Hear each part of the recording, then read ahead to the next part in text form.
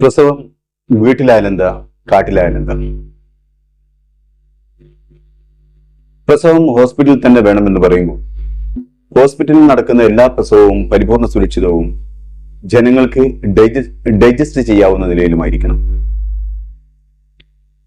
നാടോടി സ്ത്രീകൾ പ്രസവവേദന വന്നാൽ തുണി മറച്ചു കെട്ടി അതിൽ പ്രസവിക്കുന്നതും കാണാം, കുഞ്ഞുമായി നടന്നു പോകുന്നതും കാണാം. ഗർഭിണിയായ കാലം മുതൽ എല്ലാ പരിചരണവും എല്ലാ ചികിത്സയും ലഭിക്കുന്ന സ്ത്രീകൾ ചികിത്സ തേടിയിരുന്ന ഹോസ്പിറ്റലിൽ മരിക്കുന്നതും നാം കാണാറുണ്ട്. പ്രസവത്തിന് ഡേറ്റ് നൽകി ആ പ്രസവത്തിനായി കാത്തിരിക്കുമ്പോൾ ഡേറ്റിന് മുമ്പേ വീട്ടിലെ കുളിമുറിയിലും ടോയ്ലറ്റിലും സുഖപ്രസവം നടന്നതായും നാം കേൾക്കാറുണ്ട്. എന്നാൽ ഡോക്ടർമാർ നൽകിയ ഡേറ്റും കഴിഞ്ഞ് സിസേറിയൻ കാത്തുകിടക്കുന്നവരെയും നാം കാണാറുണ്ട്. ഓടുന്ന ഓട്ടോറിക്ഷയിലും ബസ്സിലും സുഖപ്രസവം നടക്കുമ്പോൾ എല്ലാ സുഖ സൗകര്യങ്ങളുമുള്ള ആശുപത്രികളിൽ അമ്മയും കുഞ്ഞും ദാരുണമായി കൊല്ലപ്പെടുന്നതും നാം കാണാറുണ്ട്. പ്രസവാനന്തര മരണത്തിന് ഡോക്ടേഴ്സിനും ഹോസ്പിറ്റലിനും പല കാരണങ്ങളും പറയാനുണ്ടാകും. എന്നാൽ വീട്ടിലെ പ്രസവാനന്തര മരണങ്ങൾക്ക് കേസും നാട്ടുകാരുടെ പഴിചാലനും എന്നും ബാക്കിയാവും. അമ്മയുടെയും കുഞ്ഞിന്റെയും ജീവൻ രക്ഷിക്കുക എന്നത് ഏറ്റവും വലിയ ചിന്തയും കരുണീയമായ പ്രവൃത്തിയുമാണ്. യാതൊരു സംശയമില്ല. അതിന് കൂടുതൽ സൗകര്യം തേടുന്നത് നല്ലത് തന്നെയാണ്.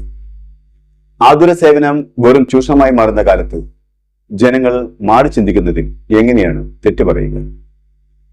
ഇപ്പോൾ ഇതാ അക്യുപഞ്ചർ മരണത്തിൽ ചാണക ടി വി പറയുന്നു അത് ശരിയത്ത് പ്രസവമാണ്. എത്ര സുന്ദരമായ പദപ്രയോഗം അല്ലെ? മലപ്പുറത്തിന് വീണ്ടും പണി കിട്ടി. ഈ 2 ദിവസം മുമ്പാണ് വെള്ളാപ്പള്ളി മലപ്പുറത്തിനിട്ട് കൂട്ടിയത്. വെള്ളാപ്പള്ളിയുടെ വൃത്തികെട്ട ഭാഷ കേരളം എഴുതിത്തള്ളുന്നതിനിടയിലാണ് മലപ്പുറം ചട്ടിപ്പറമ്പിൽ വീണ്ടും വീട്ടിലെ പ്രസവത്തിനിടെ ഒരു സ്ത്രീ മരണപ്പെടുന്നു. ഇവർ മലപ്പുറത്തുകാരല്ല, ചട്ടിപ്പറമ്പിൽ വന്ന് വാടകയ്ക്ക് താമസിക്കുന്നവരാണ്. ഭർത്താവിന്റെ വീട് ആലപ്പുഴയിലും ഭാര്യ പെരുമ്പാവൂരുകാരിയുമാണ്. ഇസ്ലാമിൽ അള്ളാഹുവിന് ഡമ്മികളില്ല. എങ്കിലും ഒരു പറ്റം മുസ്ലിങ്ങൾ അള്ളാഹുവിന്റെ ഡ്യൂപ്ലിക്കേറ്റായി കാണുന്നയാളാണ് മടവൂർ ഷെയ്ഖ് അഥവാ CM മടവൂർ വലിയുള്ളായി. മരിച്ചവരെ ജീവിപ്പിക്കാൻ വരെ അദ്ദേഹത്തിന് കഴിവുണ്ടെന്നാണ് പറയുന്നത്. അദ്ദേഹത്തെ ഉപാസിക്കുന്ന വ്യക്തിയാണ് ഈ മരണപ്പെട്ട ആസ്മയുടെ ഭർത്താവ് സിറാജുദ്ദീൻ. മരിച്ചവരെ ജീവിപ്പിക്കാൻ കഴിവുള്ള CM മടവൂരും മരണപ്പെട്ടു എന്നത് മറ്റൊരു വസ്തുതയാണ്. ഒരു സ്ത്രീ വീട്ടിലെ പ്രസവത്തിൽ മരണപ്പെട്ടു എന്നത് വലിയൊരു വിഷയമായിരുന്നില്ല മുമ്പ്. 60-70 കാലഘട്ടത്തിൽ വേണമെങ്കിൽ 80കളിൽ പോലും 99% പ്രസവം നടന്നിരുന്നത് വീടുകളിൽ തന്നെയായിരുന്നു. അന്ന് ഇതുപോലെ കുട്ടികൾ മരണപ്പെടുകയോ അല്ലെങ്കിൽ അമ്മമാർ മരണപ്പെടുകയോ ചെയ്യുമായിരുന്നു വല്ലപ്പോഴും. അന്ന് വീടുകളിൽ പ്രസവിച്ചിരുന്നത് മുസ്ലിങ്ങൾ മാത്രമായിരുന്നില്ല, ഹിന്ദുക്കളും ക്രിസ്ത്യാനികളും എല്ലാവരും തന്നെ വീടുകളിൽ തന്നെയായിരുന്നു 90% പ്രസവിച്ചിരുന്നത്. 90 അല്ല 99% പ്രസവിച്ചിരുന്നത്. വീട്ടിൽ ആർക്കെങ്കിലും പ്രസവവേദന വന്നാൽ വീട്ടിലെ കാരണവന്മാർ അത് ഏത് നട്ടപ്പതലിലായാലും ശരി ഒരു ചൂട്ടും കത്തിച്ച് വീട്ടിലെ ചെറുപ്പക്കാരെ ഓസാത്തിമാരെ വിളിക്കാനോ അല്ലെങ്കിൽ വയറ്റാട്ടികളെ വിളിക്കാനോ പറഞ്ഞായിരുന്നു അവർ വന്നായിരുന്നു പ്രസവം എടുത്തിരുന്നത്. പക്ഷെ അവരാരും മിഡ്വൈഫറി പഠിച്ചിരുന്നില്ല എന്നതാണ് സത്യം. അവരുടെ കൈക്കും നിൽക്കാതെ വരുമ്പോൾ മാത്രമാണ് ആശുപത്രികളെ പറ്റി ചിന്തിച്ചിരുന്നത് അക്കാലങ്ങളിൽ. കാരണം ആശുപത്രികളുടെ എണ്ണം, പ്രസവം എടുക്കുന്ന ആശുപത്രികളുടെ എണ്ണം വളരെ കുറവ്. അവ മിക്കവാറും 20-30 കിലോമീറ്റർ ദൂരെയും ആയിരിക്കും. അന്നത്തെ വാഹന സൗകര്യങ്ങളും വാഹനത്തിന്റെ ലഭ്യതയും ആശുപത്രികളിലേക്ക് രോഗികൾ എത്തിക്കുക വളരെ ദുർഘടമായിരുന്നു. അതുകൊണ്ട് തന്നെ അന്ന് നടക്കുന്ന മരണങ്ങളെ കുറിച്ച് ആരും ചോദ്യം ചെയ്തിരുന്നില്ല. എന്നാൽ ഇന്ന് അങ്ങനെയല്ല. മനുഷ്യന് എല്ലാറ്റിനും സൗകര്യങ്ങളുണ്ട് എന്ന് പറഞ്ഞാൽ പോരാ, സൗകര്യം അധികമായി എന്ന് വേണം പറയാൻ. ആ സൗകര്യാധിക്യവും മനുഷ്യന് വിനയായിട്ടുണ്ട് എന്ന് സമ്മതിക്കാതിരിക്കാനാവില്ല.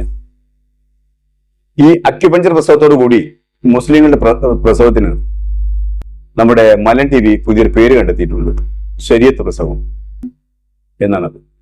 എന്താണ് ശരീഅത്ത് പ്രസവം എന്ന് പഠിക്കണമെങ്കിൽ ജനം TV സ്ഥിരമായി കണ്ടാൽ മതി. ആരെന്ത് ചെയ്താലും അതിന് അപ്പോൾ തന്നെ മുസ്ലിമിനെ മേലങ്കി ധരിപ്പിക്കുന്ന ക്രിമികടിയുള്ള ജനം TVയെ അതേ അവജ്ഞയോടുകൂടി തള്ളിക്കളയുന്നു. മുമ്പ് വീടുകളിൽ നടക്കുന്ന പ്രസവങ്ങളിൽ 80% സുഖപ്രസവമായിരുന്നു, അഥവാ ഓപ്പറേഷൻ ഇല്ലാത്ത പ്രസവമായിരുന്നു. അന്നത്തെ മനുഷ്യന്റെ ജീവിത ചുറ്റുപാടുകൾ അതുകൊണ്ട് സഹകരിക്കുന്നതായിരുന്നു. എല്ലാ കുടുംബങ്ങളിലും സ്ത്രീകൾ ഒന്നല്ലെങ്കിൽ മറ്റൊരു വിധത്തിലുള്ള ജോലി ചെയ്യുന്നവരായിരുന്നു എന്നതാണ് സത്യം. 2 ഗർഭിണികളായ സ്ത്രീകൾ നാട്ടുമരുന്നുകൾ ചേർത്ത ഭക്ഷണങ്ങൾക്കപ്പുറം മറ്റൊരു സപ്ലിമെന്റ് മെഡിസിനും ഉപയോഗിച്ചിരുന്നില്ല എന്നതാണ്.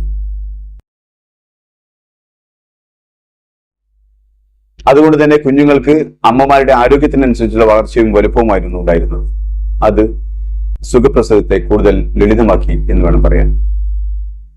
3 ആതുരാലയങ്ങൾ ഒരു വ്യവസായമായി വളർന്നിരുന്നില്ല ആ കാലഘട്ടത്തിൽ. ഇന്ന് ലോക വ്യവസ്ഥിതി മാറി. ആതുരാലയങ്ങൾ വ്യവസായവൽക്കരിക്കപ്പെട്ടു. മരിച്ച മനുഷ്യന്റെ ശരീരം വരെ ബന്ധുക്കൾക്ക് വിട്ടുകൊടുക്കാതെ വെന്റിലേറ്ററുകളിൽ കിടത്തി പണം വാങ്ങുന്ന കാലമായി.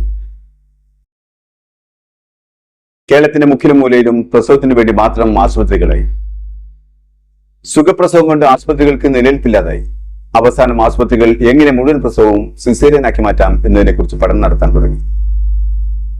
അതിന്റെ പരിണിത ഫലമാണ് ഏറിയ പങ്കും സിസേറിയനും ചെറിയ പങ്ക് സുഖപ്രസവമായി ഹോസ്പിറ്റലുകളിൽ മാറിയത്.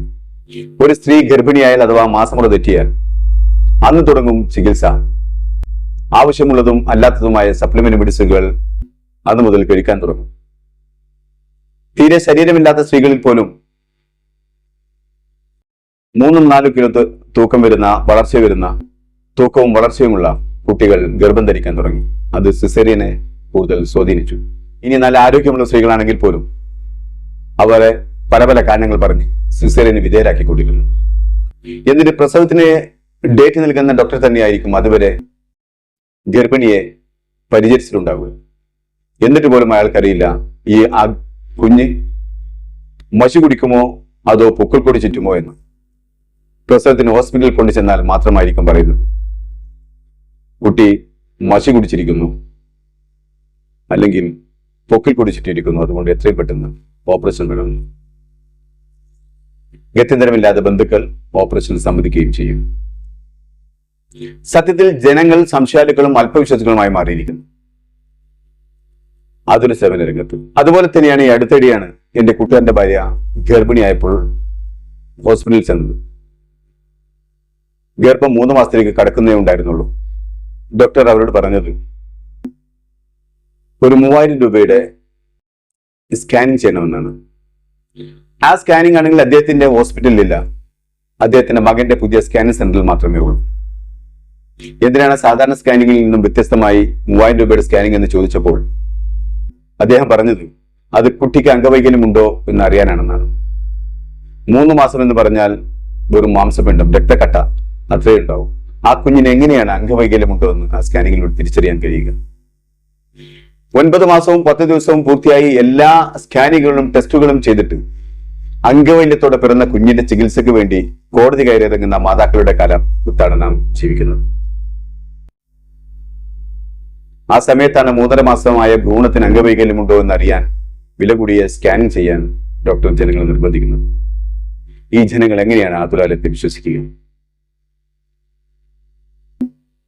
പിന്നെയും ആളുകൾ ആശുപത്രികൾ തേടിപ്പോകുന്നത് അവർ നിസ്സഹായരായത് കൊണ്ടാണ്.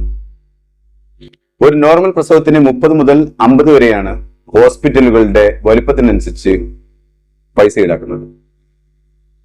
അത് സിസേറിയൻ ആണെങ്കിൽ 50 മുതൽ 1 ലക്ഷം വരെ. മറ്റു ചിലവുകൾ അതിന് പുറമെയാണ്. ഏത് സംസ്ഥാനത്തെയും 80% വരുന്ന ജനങ്ങൾ അല്ലെങ്കിൽ 70% വരുന്ന ജനങ്ങൾ സാധാരണക്കാരായിരിക്കും. ഈ അമിതഭാരം താങ്ങാൻ കഴിവില്ലാത്ത സാധുക്കൾ അവർക്ക് എങ്ങനെ ചെലവ് കുറഞ്ഞ രൂപത്തിൽ പ്രസവിപ്പിക്കാം എന്നതിനെ കുറിച്ച് ചിന്തിക്കാൻ തുടങ്ങിയിരിക്കുന്നു. ആ ചിന്തയുടെ മറ്റൊരു രൂപമായിരിക്കാം ഇതുപോലെയുള്ള ചികിത്സാ രീതികളും സമ്പ്രദായങ്ങളും സ്വീകരിക്കാൻ ജനങ്ങളെ പ്രാപ്തരാക്കുമ്പോൾ പ്രേരിപ്പിക്കുന്നത്.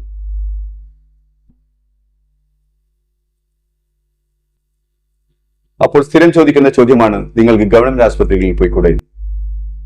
ഇപ്പോൾ പ്രസവിക്കുന്നവർക്ക് പോലും കൃത്യമായ പരിചരണവും ചികിത്സയും നൽകാൻ ആശുപത്രികൾ അപര്യാപ്തമാണ് ഇന്ന് കേരളത്തിൽ. പലപ്പോഴും ഗവൺമെന്റ് ആശുപത്രികളിൽ രോഗികൾ തറയിൽ കിടക്കുന്ന ദുര്യോഗം നമ്മൾ കാണാറുള്ളതാണ്. നിലവിലുള്ള പ്രസവ കേസുകളിൽ 80% പ്രസവം പോലും ഉൾക്കൊള്ളാനുള്ള കപ്പാസിറ്റി നമ്മുടെ ഗവൺമെന്റ് ആതുരാലയങ്ങൾക്കില്ല എന്നതാണ് ശരി. ഇത്രയൊക്കെ പറഞ്ഞത് ഈ അക്യുപഞ്ചർ പ്രസവത്തെ ന്യായീകരിക്കാനല്ല, പക്ഷേ ആശുപത്രികളുടെ ചൂഷണത്തിൽ മോചിതരാവാൻ ജനങ്ങൾ ആഗ്രഹിക്കുന്നു എന്നത് വ്യക്തമാക്കുന്നതിന് വേണ്ടിയാണ്. ഈ ജനങ്ങളുടെ അസ്വസ്ഥത മാറണമെങ്കിൽ അതിന് ഗവൺമെന്റ് ചെയ്യേണ്ടത് ആശുപത്രികളിലെ പ്രസവത്തിന്, പ്രൈവറ്റ് ആശുപത്രികളിലെ പ്രസവത്തിന് ചെലവാകുന്ന തുകയ്ക്ക്, ചികിത്സാ ചെലവുകൾക്ക് അതിനുമേൽ ഗവൺമെന്റിന്റെ നിയന്ത്രണം ഉണ്ടാവണമെന്നാണ്. സ്വകാര്യ ആശുപത്രികളിൽ നടക്കുന്ന സിസേറിയനുകൾ എത്രമാത്രം സത്യസന്ധമായുള്ളതാണെന്ന് ഗവൺമെന്റ് പഠനം നടത്തേണ്ടതാണ്. ഗവൺമെന്റ് ആശുപത്രികളിൽ ഓപ്പറേഷൻ തിയേറ്ററുകൾ നവീകരിക്കുകയും ചികിത്സാ സൗകര്യങ്ങളും മറ്റും വിപുലമാക്കുകയും ചെയ്യേണ്ടതാണ്. സിറാജുദ്ദീനും അസ്മയും കേരളത്തിലെ ആദ്യത്തെ അക്യുപഞ്ചർ ചികിത്സകരാണ്. ഇതിനു മുമ്പ് ഇതേപോലുള്ള ചികിത്സയും മരണങ്ങളും ഇതേ കേരളത്തിൽ, ഇതേ മലപ്പുറത്ത് നടന്നിട്ടുണ്ട്. പിന്നെ അക്യുപഞ്ചർ ചികിത്സ ഒരിക്കലും മുസ്ലിം ചികിത്സയല്ല, മുസ്ലിങ്ങളെ കുറ്റപ്പെടുത്താൻ. ഇതിന്റെ ഉത്ഭവം ചൈനയാണ്. ഏകദേശം 2000-ഓളം വർഷങ്ങൾ പഴക്കമുണ്ട് ഈ ചികിത്സാ രീതി. അക്യുപഞ്ചർ ചികിത്സ ഒരിക്കലും എമർജൻസി മെഡിസിനോ എമർജൻസി ചികിത്സാ രീതിയോ അല്ല. ഹിജാമയും യുനാനിയുമാണ് ഇന്ന് കേരളത്തിൽ നിലനിൽക്കുന്ന അറേബ്യൻ ചികിത്സാ രീതികൾ എന്നതാണ് എന്റെ വിശ്വാസം. ലളിതവും ചെലവ് കുറഞ്ഞതും ഫലസിദ്ധിയുള്ളതുമായ ചികിത്സ സാധാരണ ജനങ്ങൾക്ക് കിട്ടാൻ പ്രതിജ്ഞാബദ്ധരാവേണ്ടത് ഗവൺമെന്റാണ്. എല്ലാവരും അമേരിക്കയിലും റഷ്യയിലും പോയി ചികിത്സിക്കാൻ പ്രാപ്തിയുള്ളവരല്ല.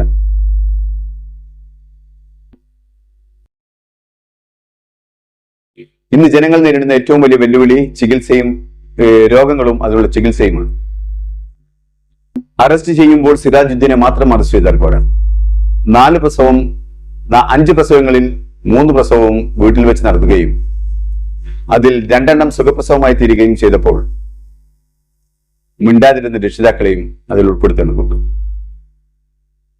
ഈ 2 പ്രസവങ്ങൾക്കിടയിലും തന്റെ പ്രയാസങ്ങൾ വീട്ടുകാരോട് പറഞ്ഞിട്ടും തന്റെ ബുദ്ധിമുട്ടിനനുസരിച്ച് തന്റെ ഭർത്താവ് ഹോസ്പിറ്റലിൽ കൊണ്ടുപോയില്ല എന്നുള്ള പരാതി പറഞ്ഞിട്ടും അത് പൊതുജനങ്ങൾക്കിടയിലോ പോലീസിലോ അറിയിക്കാതിരുന്ന രക്ഷിതാക്കളും സിറാജുദ്ദീനെ പോലെ കുറ്റക്കാരാണ്.